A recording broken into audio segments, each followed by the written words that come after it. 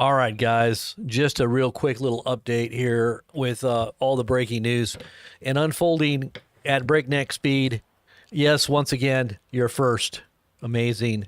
Angela, how did you do it? What what quick reflexes to be able to be the first one to comment.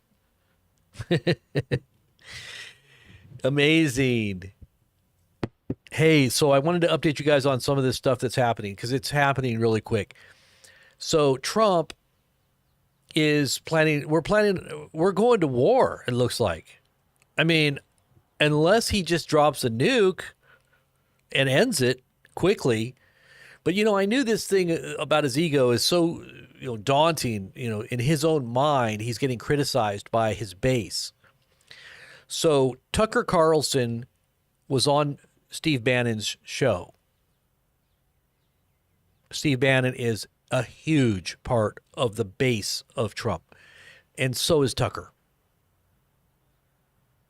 So Tucker calls Trump out and says that he's going to lose his presidency, and this is going to be the end of the American empire. What? What did he just say? The end of the American empire. Trump thinks that he knows what he's doing here, and I think he does. He knows he's bringing the whole country down. Like I told everybody that he's probably, this is part of a plan. It's very nefarious. It's very dark, and I don't think people realize like what is about to happen here. And so I got bit by a whole bunch of mosquitoes. Gosh darn it. This is what happens when you work at dusk outside. Anyway, so Tucker criticizes him on Steve Bannon's show. On Steve Bannon's show. You know how many people watch that? You know how many people watch that? Hello? How many of you out there saw it? Uh-oh. More stuff's going on here on Cooped Alerts. Let's see. Let's see if this is huge or what. Let's see. No, it's just something small. Okay. Hopefully it's small. Okay. So Trump responds and says that Tucker is kooky.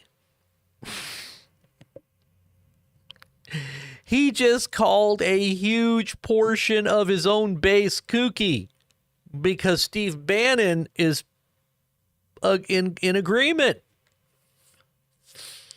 that we're going to be a hot war. We're not ready for a hot war in the Middle East. We are not ready. We couldn't even do in Yemen. All right, we didn't even do anything with Yemen. What does Trump think he's going to do? Is he going to drop a nuke and just, that's it? A nuke? End it all? I mean, really, is he really going to do something like that crazy? Because I don't know what else he can do. I don't think he's going to commit all of our troops to the Middle East, is he? Why do I keep hearing stuff in the background here? Oh, I've got a whole bunch of other windows open. Duh.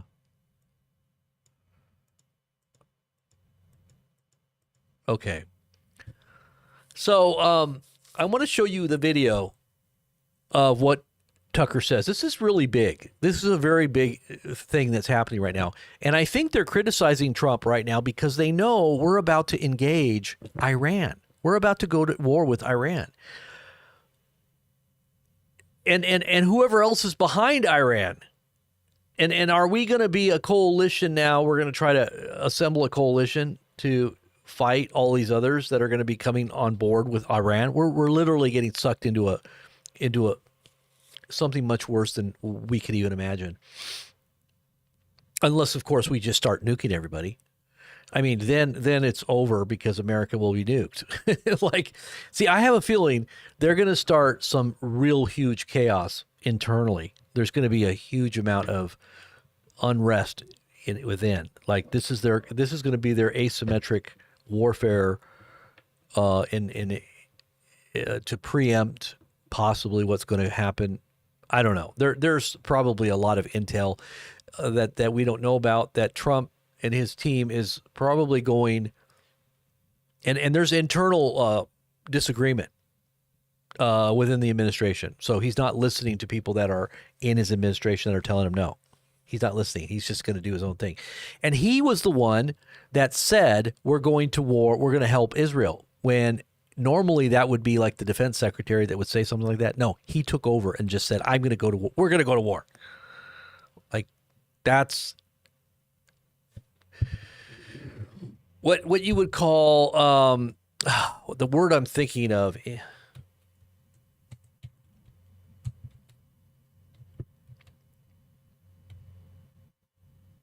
I think it's impetulant. I think that's the word I'm thinking of. Let me see if that's the right definition. Impetulant. Somebody who is both impulsive and childishly sulky. Impetulant or petulant.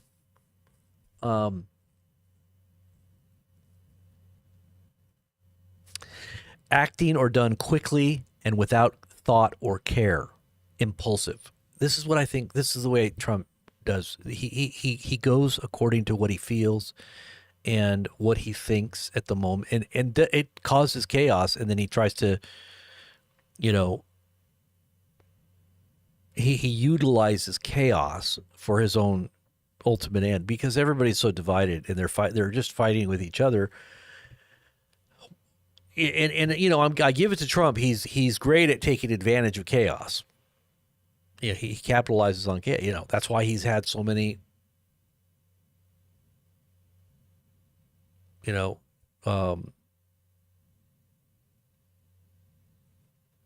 failed businesses that he said he won after he would, when he would do, why is it that I can't remember that? When he filed bankruptcy, he did it like, I don't know how many times with how many failed businesses. It was at least 6 times that Trump has filed bankruptcy in the last 20 years. But he always claims that he made money, that he ultimately capitalized off of the bankruptcy. Every failed business that he tried. I mean, it was just, and so is that what he's doing? He's just capitalizing on America's demise? I mean, is that he's an opportunist now? He's taking advantage of the division and exploiting both sides? Well, that's the way I see it. I mean, I don't know. The manga people don't see it that way. They're so, they're like, all they see is a big Q. This is a plan.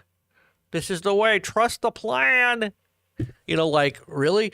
Trust the plan? And you see what's going on right now? I mean, the major part of his base has basically mutinied. It's a big mutiny. So anyways, here's the interview. Let's go ahead and pull that up so you can kind of get an idea of what's about to happen and why Tucker is saying this. I mean, Tucker's not stupid. Tucker is CIA anyway. He's probably still CIA. But listen to what he's saying. And I bet you even Alex is doing CIA stuff. His whole family was. Alex Jones's whole family was in CIA. Maybe that's why Tucker and Alex are getting along so well. Who knows? There's something else going on really big time behind the shadows here. But listen to what Tucker and Bannon are talking about here.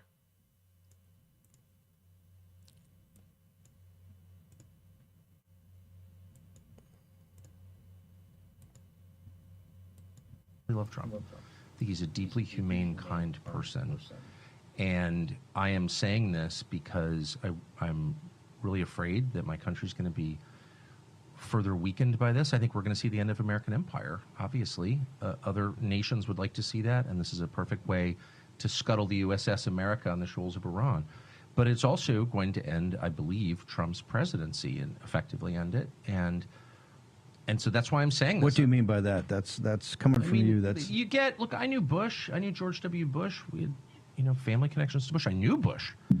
Personally, I still see Bush sometimes. And, of course, he hates me, and he does because I criticized him on Iraq. And that war is the sum total, from a historical perspective, of his administration. But I knew him, and he had all kinds of plans for the things that he wanted to do. But once domestically, right, to improve the country. Right. And you may agree or disagree, but in his mind, he wasn't just about the invasion of Iraq in March of Oh 2000. no, he was going to redo Social Security. He had all 100%. all types of. He was going to take care of the entitlements issue. And he really thought it was going to work. Yep. And you could laugh at that or whatever, but the point is, the second you get enmeshed in a real war, not a fake, let's go bomb the villagers and declare success, though we don't even have a good track record. Like, why are the Houthis still there? No, I mean, there's a whole other question, right. which is how prepared is the U.S. military for a real conflict? And the answer is totally unprepared. Scary unprepared. I don't think people understand that.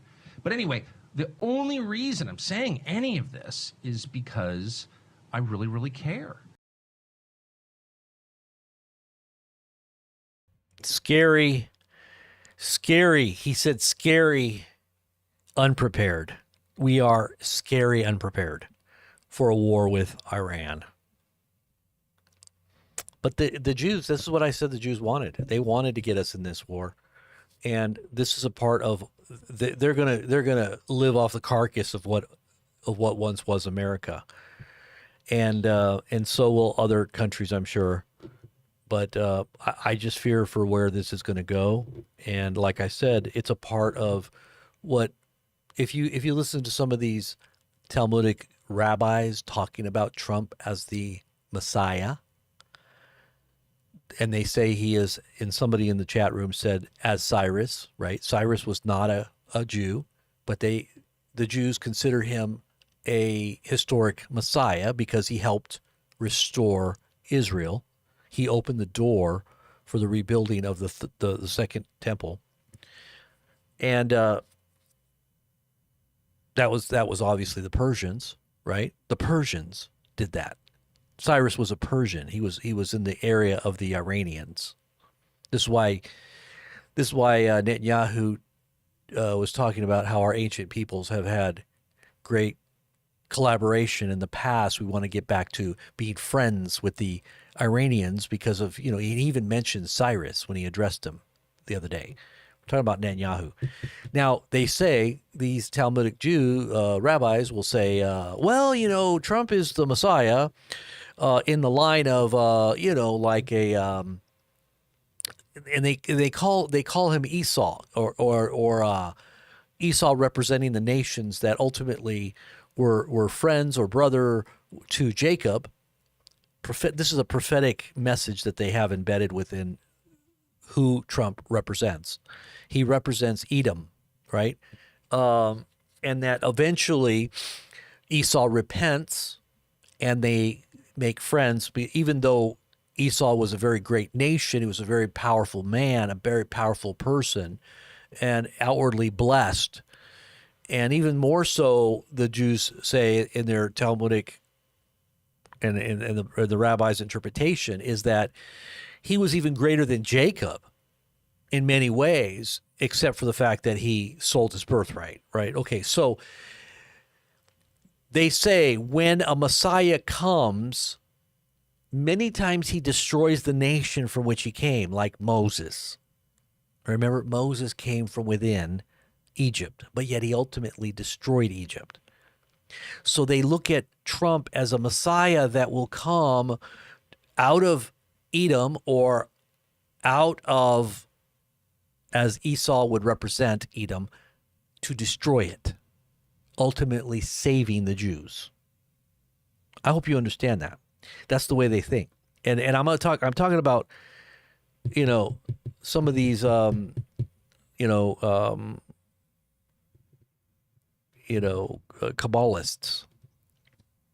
Kabbalists. So if you don't know what that is, then, it's just mystical Judaism with, so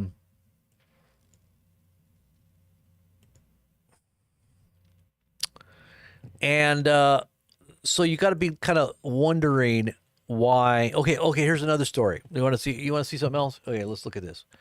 As I said, petulant, but maybe not. Maybe petulance on a worldly wise, as the Bible calls it, worldly wisdom is one of the characteristics, demonic. And if you have a high level of intelligence that comes from that realm, then you are above, your powers As all the witches and all the warlocks and all the shamans have said, Trump is here to awaken the world. Why do they say that? And everybody's saying he's like a world leader. Why do they say that? Is he positioning himself for a move away and into a global kind of governance?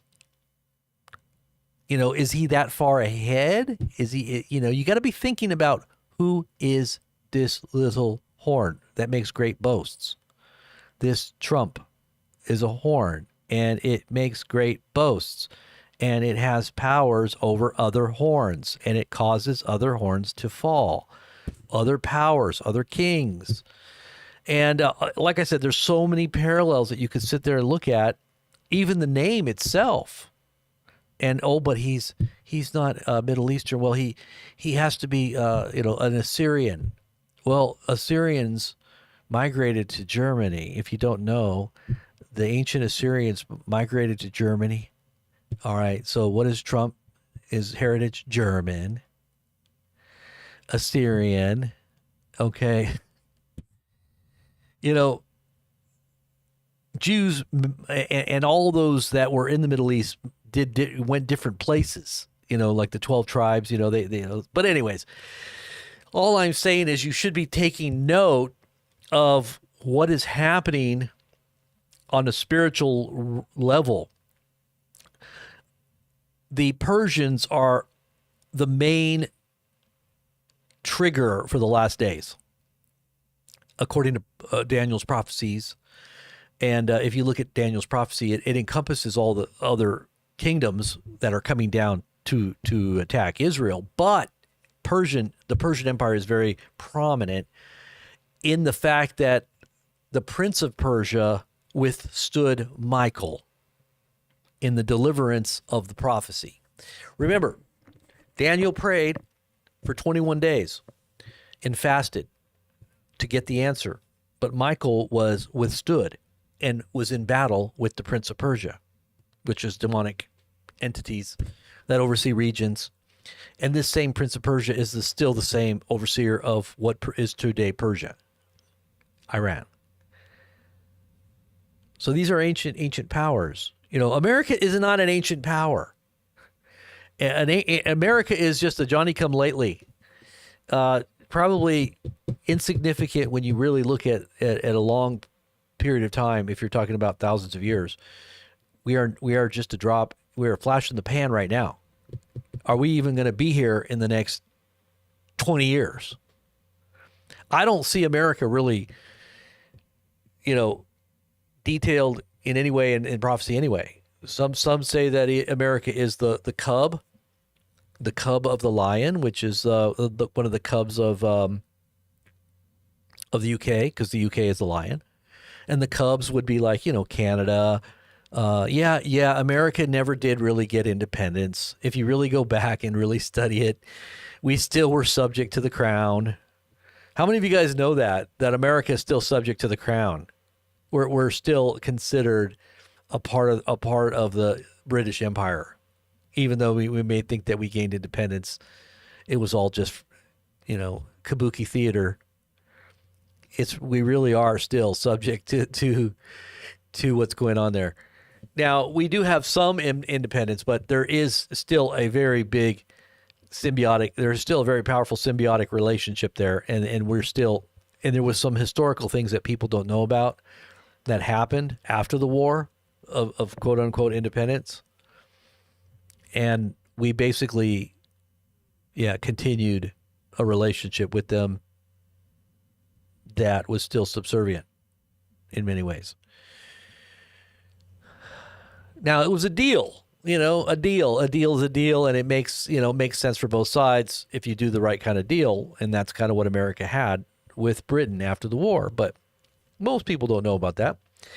But let's look at that one last thing before I go. I just wanted to kind of do a really quick update here on that, because this is really important. This is really, really important. If you disagree with Trump, you're labeled kooky, even if it's like the majority of your base. You're kooky. He can't say you're an idiot, or he can't say you're stupid, because obviously that's a little harsh for criticism for someone that actually loves you and supports you and wants the best for America, because that is what Tucker had said. He said, if you really listen to what he says in the beginning, he says, really love Trump. I really love Trump. Humane, kind person. He's a deeply humane and kind person. I really love Trump. He's a deeply kind, but Tucker, now you're kooky. You're kooky. And Bannon, he didn't like Bannon. Remember how he treated Bannon in the first administration? How he kicked him out and he made fun of him. And obviously Bannon doesn't really, he wears like 4 layers of clothes. He still does. If you look at him here, he's got 1, 2, 3. I mean, it'll be the summertime, and this dude will have 4 layers of clothes and a coat, and his hair is usually really a mess, and he's got it's like 2-day shadow. It's like not a what do they call it? Not a 5 o'clock shadow, like a 2-day shadow. Like he hasn't shaved in like 3 days. And he just looks terrible half the time. He's a smart guy, though. He's a very smart guy. I think he's so busy thinking that he doesn't have time to get, to make himself look presentable. Or he just doesn't have fashion sense. Or he's a really, really cold all the time and he needs like 3 or 4 layers of clothes. Literally, I mean, he'll have 4 layers of clothes on. And right here, I can count 1, 2, 3 layers of clothes. He's got a T-shirt, he's got another shirt, and another shirt. And he layers like one collar inside of another collar, with a T-shirt underneath. Like, why does he do that? What's the matter with Steve Bannon? Like, he's so smart though, but he ended up getting Trump elected in the first round, 2016. If it wasn't for Steve Bannon, Trump would have never been president. So, anyways, the thing that I wanted to show you here was this closed TV. So you know how Trump said the other day, let me pull it up here. Oh gosh, do I got to do this? Come on. The ad thing. They always want ad. You got to undo the ads. Oh, to even view a page. Jeez, tell me I don't got to do this again. So I got to go to my settings and undo my ads, because my ad blocker, because they won't let me look at the page unless I unblock the ads. All right, so hold on. I'm going to chronicle the page now. Now the page is going to be in the archive, so people don't have to look at it. All right, so let me do it. Okay. All right, I disabled the ads. All right, so am I on the right? No, I'm on the wrong page there.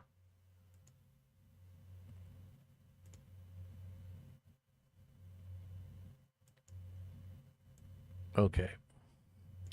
All right, so if you look at this, Trump reverses guidance exempting farms, hotels, and ICE from raids.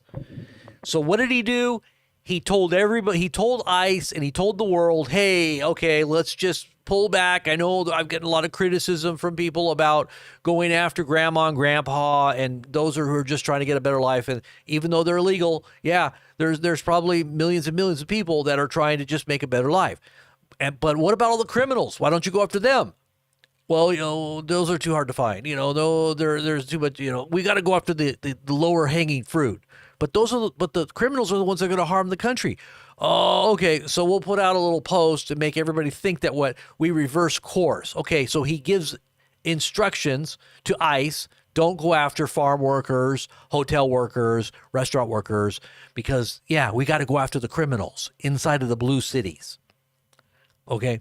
So he makes that statement. Everybody's like, oh, wow, good job. Okay. Maybe we're not so mad at him now. Okay. We're not going to protest as hard. Okay. The base is like happier. Okay. But then he comes back out and he reverses it and goes back. All right. Now let's go back on. Okay. We got what we wanted. Algorithms. AI says it's okay. Everybody's been fooled. okay, let's go back to doing what we said we were going to do. Just go after everybody, especially the low-hanging fruit. Get them out of here. Get as many people out and let the jobs come back to the American people, supposedly. Now they're saying, oh, yeah, we get rid of these farm workers and, fruit pickers and all the dishwashers. And, oh, yeah, now Americans want to rush to those jobs to be filled. Everybody needs to fill those jobs now. I don't think so. I don't think that's what is going to happen. I don't think that's what's going to happen at all. Anyway, Americans, especially young people, are too spoiled to even want to work. Half of them, they're too busy smoking pot, doing whatever else they want to do, get free money, hanging out on parents' dole, and a lot of young people have gotten totally completely. They don't have that work ethic that used to be there in the beginning, and they're not doing those types of jobs. Entry-level jobs like that. I mean, there are some that are they do the McDonald's and all that. But I'm just saying, it wasn't like it used to be, okay? And a lot of those jobs, average Americans do not want to do, whether it's picking fruit, picking figs, picking whatever, or washing dishes. This is just not jobs that average Americans, young people would want to take. So I think there's going to be a big impact on that type of industry, whether it's the restaurant industry or the hotel industry or the farm agriculture industry. It's going to affect food production, and it's going to affect everything. Now, this is part of the plan. It's to shock and awe you on every level. Your food, obviously, if you control the food and the water, well, then you control people's opinions and feelings and thoughts, especially when they're scared half to their death because all these things are assaulting them all at once. You got war with Iran. You got the collapsing economy, gas prices going up, food prices going up. Nobody can pay it. Everybody's maxed out. And on top of that, it's all planned. And now AI is being rolled out to control and basically surveil every little bit of everything that you do. I mean, literally, it just came in the back door and nobody knew it. Nobody knows it through the Palantir and Doge. But they're playing you all and pretending like, oh, yeah, now me and Elon had a fight. Yeah, so I guess Doge didn't do what it said it was going to do. They said they were going to get trillions of dollars to come back, and they only got a few billion. Maybe Elon didn't hold back true to his word. Well, what they were there for was to install Palantir in all of these agencies. That's what it was there for. It was a total, complete deception on the American people, just like he's deceiving everybody and their brother everywhere else, just like right here. This is another example of him deceiving. He's not telling anybody the truth. He's telling you what you want to hear, and he's doing something else on the back end. I hope you all can see that. Wake up, everybody.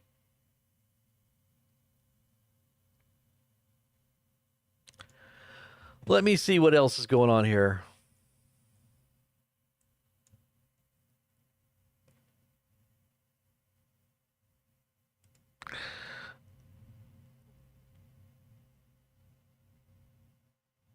Okay, so what is this? Hold on.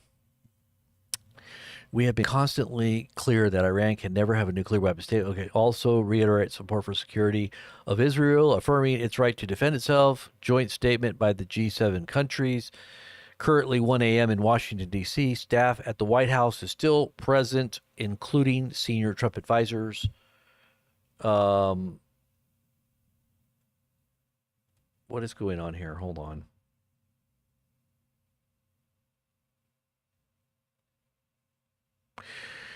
Okay, so they're saying within the next 72 hours, there's going to be a strike on Iran. And we're following very closely confirmation that the U.S. will be moving in, and we're very likely now committed to a strike. Overnight, Iran launched ballistic missiles at Israel in 2 separate attacks of several projectiles, setting off sirens in central Israel and the north. Really, there really wasn't that many that came in. It was just a few. Okay, a few. There were no reports of direct impacts or injuries in the attacks. That's true. You wonder why they didn't send in, like 1,000 like they had promised. Why hasn't Iran sent in 1,000? Well, are they anticipating and waiting for the Americans to come in to do it? I don't know. I don't know, guys. I just don't know. The military also reported shooting down several drones over the Golan Heights.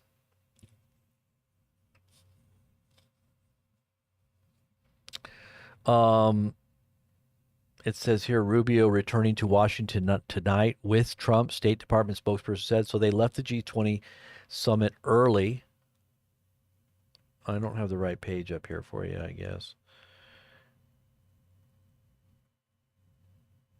And by the way, there are 3 oil tankers burning in the Gulf of Oman, I think it is. Yeah, Gulf of Oman. Is the Gulf of Oman near the Strait of Hormuz? Let me see, because if it's the Strait of Hormuz, then that's the Iranians. That's the Iranians. Let's see. Yeah, it's the Strait of Hormuz. So you're looking right here.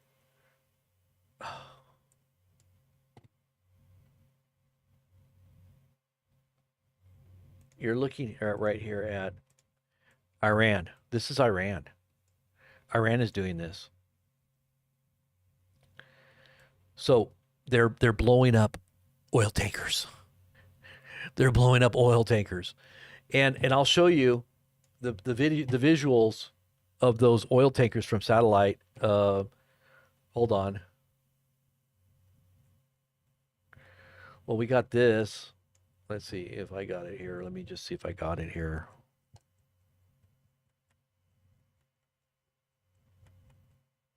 Where did I see that at?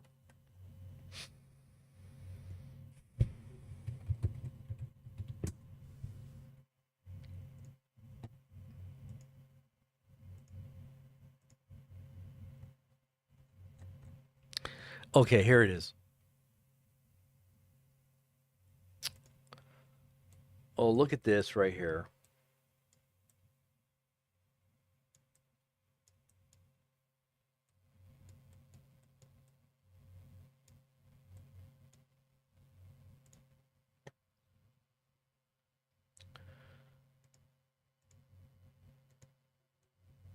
So it says here, Israel's ambassador to the U.S. says that when the dust settles, you will see some surprises on Thursday night and Friday that will make the beeper operation almost seem simple.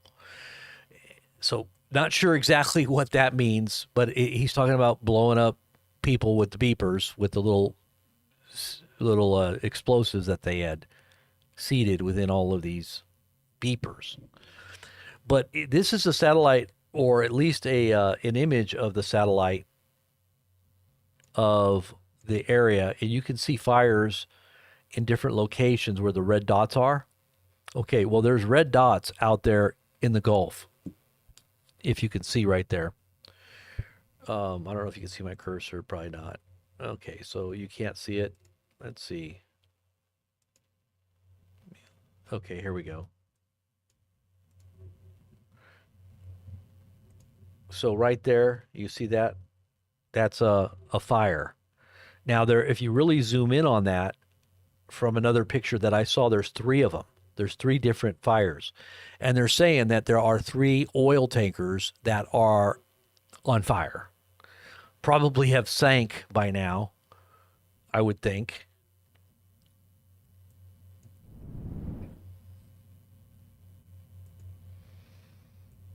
So this is NASA firms, shows a current fire in the Gulf of Oman near the Strait of Hormuz. Now, I found another picture that showed really close up, and I don't know where it's at, but I did see it. I'm trying to remember where I saw it at. Let me just see if I can find it here. This might be it here.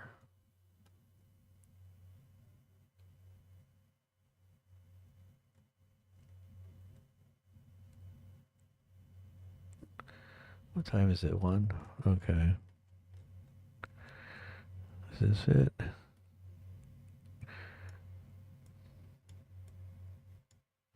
Ten, 11. What time is it right now? Okay, so 13 headquarters and okay, hold on a minute. In Tel Aviv was struck by Iranian missiles. Channel 13 headquarters in Tel Aviv was struck by Iranian missiles overnight. So I guess it was a tit for tat. The Iranians were able to hit a news station with their missiles, just like the Israelis had hit their headquarters for their state TV. That's kind of interesting.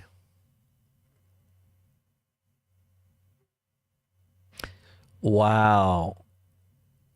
Okay, so my goodness. See, this is why we're not hearing all this right now.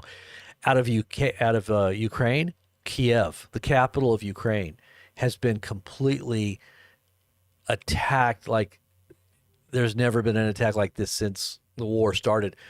But we're not hearing about it because we're too consumed with everything else going on in the Middle East. But look at this. Look at some of these pictures here. These are just some of the footage. Smoky Kiev after missile attacks. Look at this.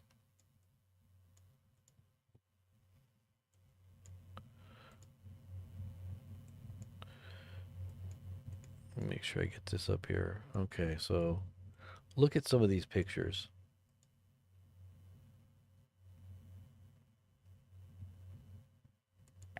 I don't know why they're blurred out. They probably don't want. It's kind of weird that they're blurred out.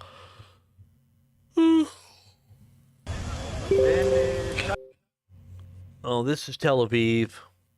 This was the headquarters of the station there.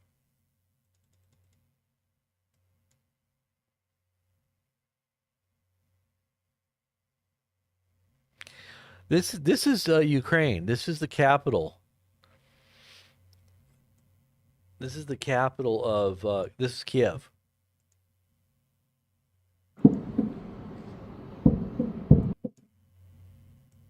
When was this?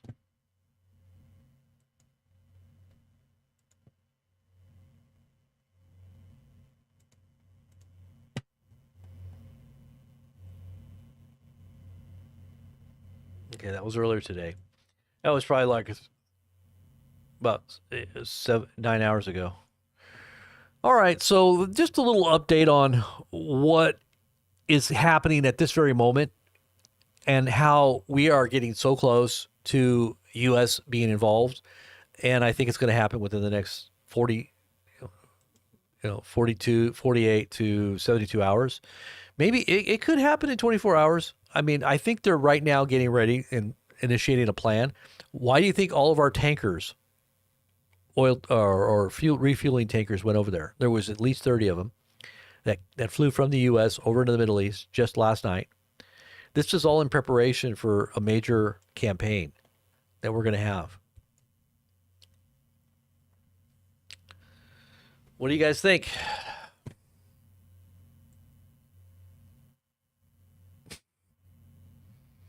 I don't know. Crazy. But this could be very well setting the stage for the whole world to go against Israel.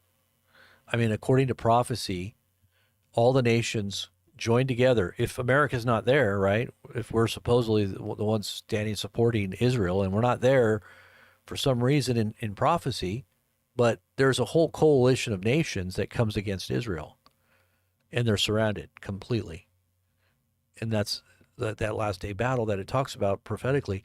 So we have all the nations there anyway. I mean, you've got China in there. China's even in Syria. You've got all the Russians. You've got all the European countries, France, UK, US. Who else is in there? Turkey.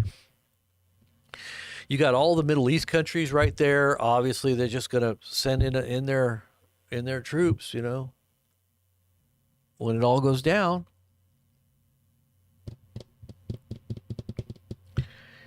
And then you got all the people in Tel Aviv in their bomb shelters talking about how gay they are. Did you see that video? I still can't get over that video. I was like, Okay, that's enough. But anyways, I just wanted to say that was the update I wanted to give you guys on what's happening and that we are very close. So stay tuned. It could happen at any time, but I don't think it's going to happen in the next 24 hours. I think it's going to be a little bit longer, but it could happen. I mean, I don't know. Maybe, Trump's just itching to just get it started now. Maybe he's got a plan right now. I don't know. Maybe it's been in the works for quite some time and he's going to press the button in the next 24 hours. But it could be. Who knows? But if it does, and when it happens, we will definitely be on here covering what's going on. And I will be right here, secure in my deep underground military-style bunker, watching it from the monitors, play-by-play, okay? And streaming it directly to you. All right. God bless you guys. Have a good night. Be safe. Take care. And in Jesus, let Jesus take the care, but you give it up to him, and then the Lord will take it, and then everything will be just fine. Amen. All right, guys. God bless.